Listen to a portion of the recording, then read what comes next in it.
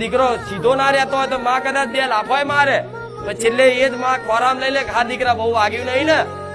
કેમ કે માની અંદર કરુણા દયા છે અને માં એના દીકરા પ્રેમ કરે છે. માં જો તો માં કોને કહેવાય? તમારી પોતાની માં જોઈ લેજો.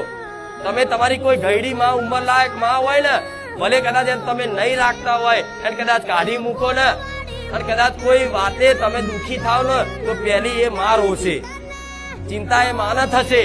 ભલે તમે એની જોડે વ્યવહાર હારો નહીં રાખ્યો, કદાચ એને હારું નહીં, એને ભાવે નહીં પૂછતા, એને કાઢી મૂકી છે, વૃદ્ધાશ્રમમાં મેલી આવી છે, પણ વૃદ્ધાશ્રમમાં જઈને તે એ માં છે ને એના દીકરાનું હારું જ વિચારતી હોય. ભલે આમ તો દીકરો મારો હારો છે પણ મારી દીકરાની વહુ આવી છે એના લીધે હું દુઃખી થયું, પણ દીકરાનું તો ઉપરાણું લે ને સાસુ કોડું.